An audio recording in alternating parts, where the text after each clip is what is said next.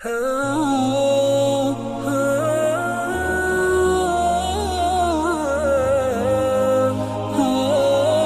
ముస్లిం ఐక్యతా దినోత్సవం వాస్తవానికి మనందరికీ తెలిసినటువంటి విషయం. ఇండిపెండెన్స్ డే జరుపుకుంటూ ఉంటాం, స్వాతంత్ర దినోత్సవం, అలాగే గణతంత్ర దినోత్సవం జరుపుకుంటూ ఉంటాం. నేషనల్ ఫెస్టివల్స్లో ఇవి రెండు ప్రాచుర్యం పొందినవి. తోపాటుగా భారతదేశ స్వాతంత్ర సంగ్రామంలో ఎంతోమంది, కొన్ని లక్షలు అంతకంటే ఎక్కువ మందే ప్రాణ బలిదానం చేశారు. అప్పటికి కానీ మనకి స్వాతంత్రం, ఈ స్వేచ్ఛ వాయువులు మనం పీల్చుకోలేకపోతున్నాము. మరి వారి గురించి చర్చ అనేది ఎక్కడా లేకపోవడం ఎంతో శోచనీయం. మరి అలాంటి వారి యొక్క త్యాగాలను మన ముందుకు తీసుకురావడమే ఈ కార్యక్రమాల యొక్క ముఖ్యమైనటువంటి ఉద్దేశం. అందులో ఇవాళ మనం ఏదైతే జరుపుకోబోతున్నామో హిందూ ముస్లిం ఐక్యత, ఈ కార్యక్రమం మీరు కనుక పరిశీలించినట్లయితే ఇక్కడ ఈ బ్యానర్ మీద రైట్ సైడ్లో 2 వ్యక్తులు ఉన్నారు. మౌలానా అబుల్ కలాం ఆజాద్ గురించి మీకు తెలిసిందే. ఆయన కింద ఫోటోలో 2 ఉన్నారు, యంగ్స్, యువకులు. 27 ఏళ్ల వయసులోనే భారతదేశం కోసం ఉరికంబాని ముద్దాడినటువంటి వీరుడు అష్ఫాకుల్లా ఖాన్ మరియు పండిత రామ్ ప్రసాద్ బిస్మిల్. పండిత్ రామ్ ప్రసాద్ బిస్మిల్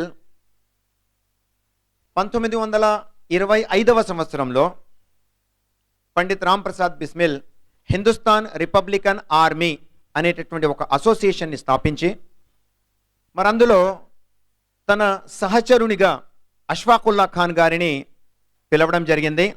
వీరిరువురు గురువులు శిష్యులు అనుకోవచ్చు మీరు, లేదా మంచి మిత్రులు అనుకోవచ్చు. అష్ఫాకుల్లా ఖాన్ గారు ఇన్స్పైర్ అయింది, స్ఫూర్తి పొందింది పండిత్ రామ్ ప్రసాద్ బిస్మిల్తో.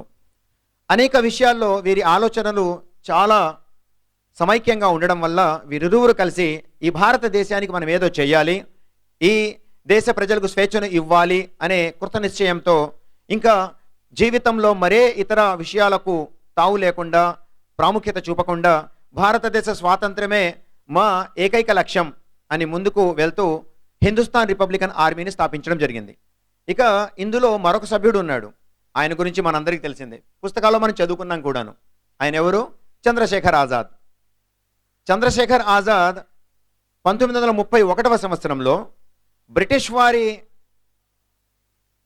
బుల్లెట్కి నేను చనిపోవడం ఏంటి, ఒక శత్రువు యొక్క చేతుల్లో నేను చనిపోవడం ఏంటి అని తప్పని పరిస్థితుల్లో, అనివార్యమైనటువంటి పరిస్థితుల్లో నాకు నేనే కాల్చుకుంటాను అని ఆయన ఆత్మహత్య ఆ టైంలో చేసుకోవడం జరిగింది. ఇది ఈ దేశం కోసమే.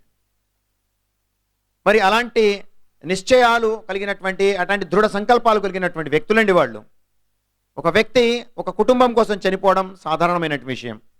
సరే, పెళ్ళాం బిడ్డల కోసం ఏదో చేస్తున్నాడు, అదే పరిస్థితుల్లో చనిపోయాడనంటే ఓకే అనుకోవచ్చు. కానీ దేశం గురించి ఎంతమందికి అస్పృహ ఉంటుంది చెప్పండి? ఈ దేశం కోసం మరి బ్రిటిష్ వారిని, వాడి ప్రభుత్వాలని, వాటి రాజ్యాంగాన్ని కూకటి వేళ్లతో సమూలంగా మనం భారతదేశం నుంచి పెకిలించి వేయాలి అనే ఉద్దేశంతో వారందరూ కృషి చేయడం జరిగింది. మరి అలాంటి వ్యక్తుల్లో చంద్రశేఖర్ ఆజాద్ గురించి మనకు తెలిసిందే.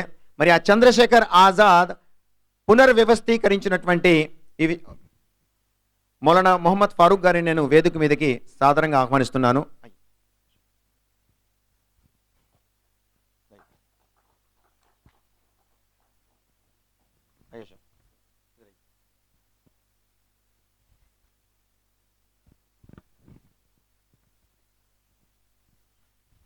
ముఖ్యమైనటువంటి ఉద్దేశం ఈ కార్యక్రమానికి గురించి చెప్తున్నాను. మరి హిందుస్థాన్ రిపబ్లికన్ ఆర్మీ ఈ స్థాపించబడినటువంటి 2 సంవత్సరాలలోనే ఉత్తరప్రదేశ్లోని కకోరి అనే జిల్లాలో బ్రిటిష్ వారి ఆస్తిని కాజేయడానికి, బ్రిటిష్ వారి యొక్క సొత్తుని దొంగలించడానికి వారు దాన్ని న్యాయపూర్వకంగా తీసుకున్నారు. మరియు ఆ ట్రైన్ని దోచుకోనారంభించారు. ఆ సమయంలో 8,000 రూపాయలు ఆ ట్రైన్ను వాళ్ళు కూలగొట్టి ఆ డబ్బుని సంపాదించారు. మరి ఎవరి ఆస్తి అది? బ్రిటిష్ వాళ్ళు మమ్మల్ని బానిసలుగా చేసి దోచుకున్నటువంటి ఆస్తిని తిరిగి రాబట్టుకున్నారు. మరి ఆ ఆస్తిని పోరాటానికి మరియు విప్లవానికి కావాల్సినటువంటి ఆయుధాలు ఇత్యాది వస్తువులు కొనడానికి ఉపయోగించాలనే ఉద్దేశంతో వారు దానిని ఆ ట్రైన్ని మనం దోచుకోవడం జరిగింది. ఆ కార్యంలోనే కొంతమందిని బ్రిటిష్ వారు వెతికి అరెస్ట్ చేశారు. అందులో పండిత రాంప్రసాద్ బిస్మిల్. ఈయన ఎవరండి? హెచ్ఆర్ఏని స్థాపించినటువంటి లీడర్. మరి ఆ నాయకుడు, మరి నాయకుని సహచర్యంలో ఉన్నటువంటి కో ఫౌండర్ అష్ఫాకుల్లా ఖాన్. వీరిరువురిని కూడా, అంటే పండిత రాంప్రసాద్ బిస్మిల్ని ఎప్పుడైతే అరెస్ట్ చేశారో వెంటనే అష్ఫాకుల్లా ఖాన్ కూడా నా గురువు జైల్లో ఉండడం ఏంటి, నేను బయట ఉండడం ఏంటని ఆయన లొంగిపోయాడు. ఇరువురిని వాళ్ళు జైల్లో వేశారు. తో పాటుగా రోషన్ సింగ్, మరి అలాగే రాజేంద్ర లహరి అనేటటువంటి ఇంకో ఇద్దరు కూడా వీరికి సహచర్యంలో ఉన్నారు. మొత్తం 8 మంది, కానీ 4 అప్పుడే పట్టుబడ్డారు. ఆ 4లో ఒక ఆయన తనకు తానుగానే లొంగిపోయాడు, ఎందుకంటే నా గురువు గారు లోపల ఉన్నాడని. మరి ఆ 4లో వాడు చేసినటువంటి ఆ సంఘటనకు బదులుగా బ్రిటిష్ వారు ఉరిశిక్ష వేయడం జరిగింది. డిసెంబర్ 19, అంటే ఈరోజు బ్రిటిష్ వారు అష్ఫాకుల్లా ఖాన్ మరియు పండిత్ రాంప్రసాద్ బిస్మిల్ని ఉరి తీసినటువంటి రోజు 1927.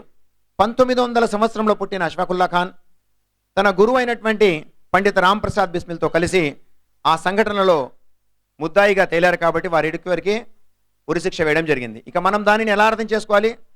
భారతదేశానికి వచ్చి మమ్మల్ని పట్టుకొని మా ఆస్తుల్ని దోచుకొని మరి మాకే ఉరిశిక్ష వేసేటటువంటి స్థాయిలో వాళ్ళు అప్పుడు ఉండిపోయారు.